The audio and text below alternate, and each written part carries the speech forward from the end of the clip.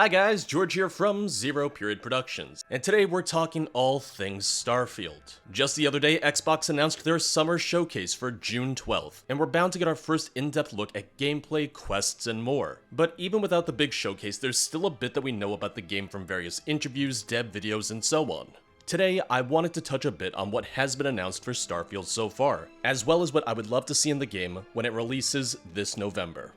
Starting off for today's video, Starfield will be Bethesda Games Studio's first single-player game since Fallout 4 in 2015, a 7-year gap between the two games. One of the reasons for this longer than usual gap for them comes down to the new and improved iteration of their in-house creation engine, the engine that was used for both Skyrim and Fallout 4. While it's a great engine for modders and provides a lot of flexibility for Bethesda, there were countless concerns with the engine's capabilities moving forward, especially for next-gen games. Last year, at E3 2021, Bethesda revealed that Starfield will be running on Creation Engine 2, a fully upgraded version of the engine. This isn't to say that the entire engine was rewritten from scratch, it's more likely akin to the upgrades that we see between the different iterations of Unreal Engine, for instance. But this could be the upgrade that we need in order to have the game feel a little bit more polished. To show off the graphical capabilities of the new engine, we were also treated to a cinematic teaser, recorded entirely in-game. And while this was recorded in-game, it's not necessarily live gameplay. Rather, think of this teaser as a pre-rendered cutscene, instead of what we might see more dynamically during live gameplay. It still gives us an idea of what to expect in terms of lighting and graphics, but it may not be 100% indicative of the final product. To me, it still has that Bethesda feel, while still looking new and upgraded. It was immediately after this E3 showcase that we got more interviews from Bethesda devs regarding their plans and ideas for Starfield. It's the team's first new intellectual property in over 25 years, the last one for them being the Elder Scrolls back in the 90s. And Starfield is a game that Todd Howard and Bethesda have wanted to make for over a decade now, once they felt that they had the right tech to really pull it off. Todd Howard has also said that they knew that now was the right time to make Starfield. With it being a game that they've wanted to do for so long, they were worried that if they didn't make it now, when's the next time they would really be able to? During these June 2021 interviews, we got a few quotes from the team. Ashley Cheng, a Bethesda executive, said it felt like the Han Solo simulator. Todd Howard went on to say that to him it was NASA meets Indiana Jones meets League of Extraordinary Gentlemen, which he then later added on that it was going to be like Skyrim in space. And for as much as people make fun of Skyrim nowadays, you have to remember that Skyrim came out in 2011, and at the time it was a real major step forward for open-world RPGs, to the point that several dev studios for the next several years would talk about how Skyrim had inspired them in designing their own games. Witcher 3 and Dragon Age Inquisition are two such games that come to mind. And while there wasn't much information given in terms of the story, during the E3 2021 press cycle, we did get a little bit. Starfield revolves around you being a new recruit to a program called Constellation, the final group of space explorers. While they serve as your main faction, there will be others that you can join in order to tell your story in-game. Starfield so far seems much more hard sci-fi, less Star Wars and more Interstellar, or The Expanse. Many designs seem to be a bit more grounded, based more so on modern-day NASA spacecraft, and what they might look like in the near future. In the past year, Bethesda has released a handful of small videos, setting the stage for Starfield's world in the form of developer commentaries. Personally, I've really liked these small videos that help to establish a bit of the lore here and there, giving us a small taste of the world that we will soon be entering. In one of the more recent developer videos, the team spoke on how they wanted to create more of a role-playing game, even going back to some more hardcore mechanics that they haven't touched since the earlier Elder Scrolls games. They specifically mentioned player backgrounds, traits, and more in-depth stats as being RPG aspects that they want to bring back into the mix. Now they feel they have the means to take older mechanics and make them more enjoyable or accessible to players. The old Oblivion conversation minigame was brought up in the video as well, with that system unintentionally having some crossover with Starfield's new persuasion system, in which they say you have to consider your risk and reward when speaking to an NPC. For the team at Bethesda, they said it was important to let you tell your own stories in Starfield, and give a bit more player choice. One such example is the Crimson Fleet, a group of space pirates that you will be able to join.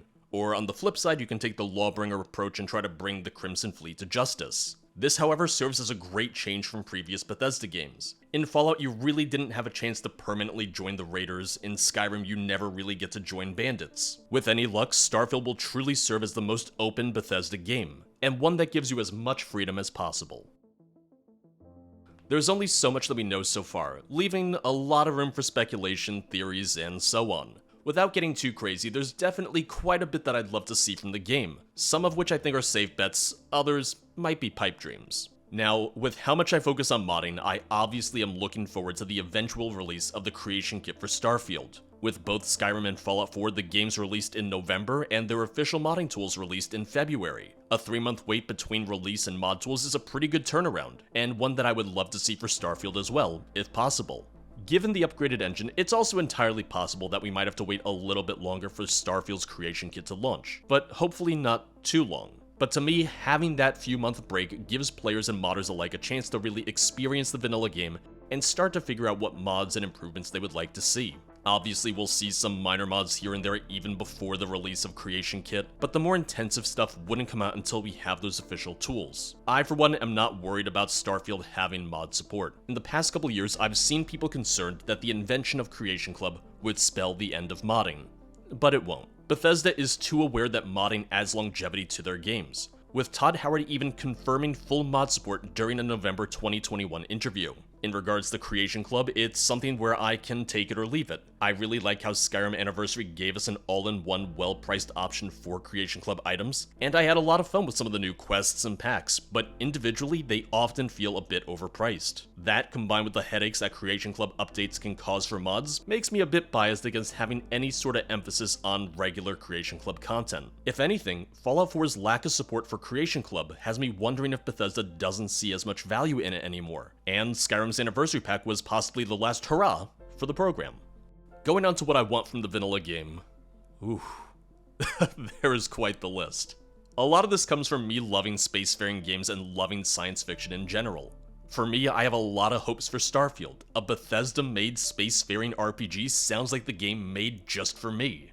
The first thing I want to touch on my laundry list of things I'd like to see personally is in regards to weapons, armor, and crafting. I think Fallout 4 was a really strong point for Bethesda in terms of weapon customization, and allowing you to really change up your weapons and armor via the appropriate workbenches to let me tailor-make my weapons to my own playstyle. I would really want to see some evolution of this for Starfield, between customizing your spacesuits and your guns. I'm personally fine with there being less emphasis on crafting your own weapons and armor. To me, this is a universe where it makes more sense to find gear and purchase gear, and then customize it afterwards, rather than making them from scratch. With our spacesuit, I would imagine that there's some sort of oxygen system that will come into play sooner or later, and because of that, I would personally like to see some sort of suit breach system, where enemies can pierce our suit and vice versa. If we're in an unhospitable environment, you'd have X amount of time to apply a suit seal, or your enemies would have to, giving you an opportunity to keep firing on them and press your advantage. And on a similar note to crafting, let's talk settlements, which was a huge feature for Fallout 4. And to me, it almost felt too central in Fallout 4 at times. And then again, in Fallout 76. I would like to see settlements and building return in Starfield, but I don't want it to be a focal point. Personally, I want it to really feel like a bonus aspect of the game. Whether this means customizing your ships, setting up campsites on different worlds, and so on. But I don't want to be responsible for giving all these random settlers their own home and town, and having to maintain it, give them jobs, etc. That's someone else's problem. And if anything, that's why we already have several major cities in Starfield. In terms of combat, I once again defer to Fallout 4, which I really think was a step in the right direction. And Bethesda really stepped up their first-person gunplay. Right now, there's no reason to think that Starfield won't be even better in this regard, with weapons and controls feeling much more responsive. I'm imagining that we'll have some equivalent of the Pip-Boy, most likely in the form of the watch that Bethesda has shown off several times now. Having some sort of in-game item that helps us manage our inventory and health helps add on to that sense of immersion. It helps us connect to the world just a little bit more. In their previous videos, they make a lot of mention to the player, letting them have a background, traits, and really define themselves. To me, a very important part of this means giving us a silent protagonist. Having voice protagonists for Fallout 4 was a fun experiment, but even Bethesda admitted that it didn't work out as well as they had hoped. Rather than try it again, I want to have a silent protagonist. Maybe it's not as common for games nowadays, but to me it really fits well into the way that Bethesda games play and feel. That, and I recognize that I'm a bit biased, because it makes my life easier as a content creator, and it makes things a lot easier for quest mods. I guess I'm really just looking a lot at Fallout 4 for things I want and don't want, but it works really well. Fallout 4 had things that I loved and want to see improved upon. It also had some things that weren't my favorite. given that Fallout 4 was a shooter RPG set 200 years in the future, and Starfield is a sci-fi RPG with guns set 300 years in the future, it's easy to see what aspects of one game you'd want in the other. On that note, let's talk companions. We know that we're at least getting one companion in the form of Vasco, our robotic co-pilot. I can only imagine that we would get more companions throughout the game, and I hope that we get full questlines with them, as well as an approval system, and maybe even romance. These are all things that they touched on a bit in Fallout 4, but even then it didn't necessarily have the level of depth that I had hoped for. I would want more chances to really talk to and connect with our followers, to learn their ideologies, to see them interact with the world, as much as we do. I'm not expecting full BioWare level of companions, but, you know, just something in that vein. And on the topic of the world, or in the case of Starfield, worlds, I want diversity. I want different locations and biomes, and for different planets to truly feel unique and alien. I don't necessarily need 10 different planets to travel to, honestly 3 or 4 would be sufficient, as long as the playable zones are large enough and diverse enough. You can add different landing zones on those 3 or 4 planets to give us more explorable areas, with different biomes and environments to traverse. From the concept art and videos we've seen, it truly looks like we're getting unique cities, and my hope is that they're a little bit bigger than what we saw with Skyrim or Fallout 4. I know that there will always be technical limitations, but I don't want the main cities to have 20 or so people living there and that's it. I don't need hundreds of people per city, mind you, but I definitely want to see just a little bit more in terms of size and scale. I want the cities to feel alive, and for each to have its own feel and culture. If you're like me and you check the Starfield subreddit, you know that manual spaceflight has been a big talking point and even a point of debate. I'm someone that thinks it could be really cool to have in-game, but it's not a make or break point for me. Maybe that sounds crazy, not needing manual spaceflight in the spacefaring RPG, but it's not unheard of.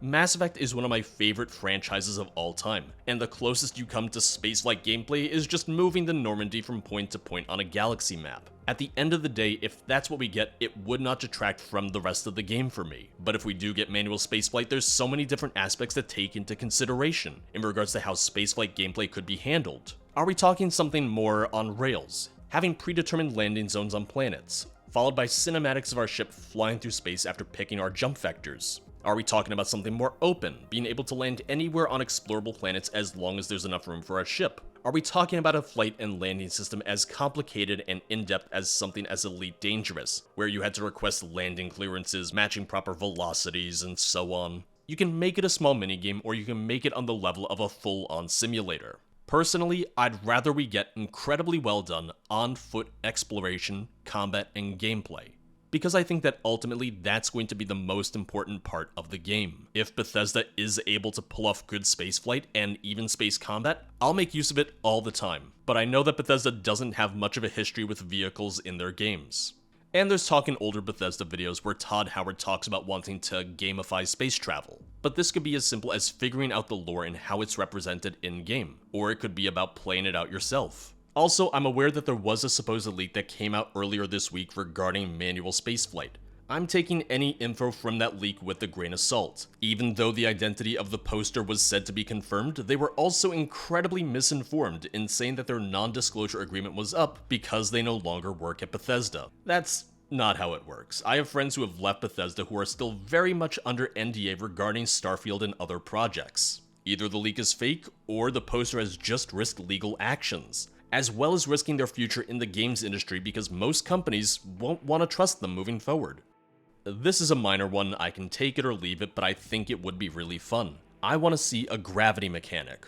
Different planets would have different gravity, even if it's just slight variations, and we might see our player moving faster or slower depending on that stat, jumping higher or jumping less. Maybe give us an opportunity to play in zero-G, whether it be on our own spaceship, an enemy ship that we've disabled and boarded, or so on. There is only a handful of space games that really take gravity into effect, and it's definitely not as common as I wish it was. And my final hope for Starfield is in regards to endings. You're probably thinking, we don't even know anything about the story yet and you want to talk endings? Well, yeah.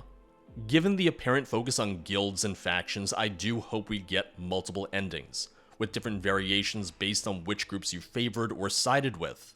I'd want to be able to keep playing past the end of the game and maybe even see how our choices impact the world, and hopefully show some sort of tangible change. With all that being said, we're only a month and a half away from a big gameplay reveal. Even though E3 was cancelled this year, Microsoft is going to have its own showcase featuring Xbox and Bethesda on June 12th. Last year, Starfield was the opener for the Xbox showcase, and I wouldn't be surprised if they do that again. Starfield serves as a really interesting opportunity for Xbox, as it will be their first major, first-party, next-gen exclusive title. That's a lot of words. Obviously, Starfield will come to PC as well, but it will be the first Xbox-published game to not release on last-gen hardware, and instead only release on the Xbox Series S and X. Microsoft has a lot of reason to let Bethesda steal the show this year, and hopefully that means we get a really in-depth look at Starfield the same way we did with Skyrim in 2011 and Fallout 4 in 2015. And you can bet that I'll be watching the showcase when it airs this summer, and you can join me in watching it over at twitch.tv/0periodproductions. To say that I'm looking forward to Starfield would be an understatement. I'm already planning out videos that I'd like to do both before and after release. And of course, you can expect a full playthrough here at launch, and mod coverage as soon as there are mods to cover. And if you would like to support the channel, why not join the Patreon, which helps me continue to do this full time. Thank you for watching. I'll see you guys next time. Bye bye.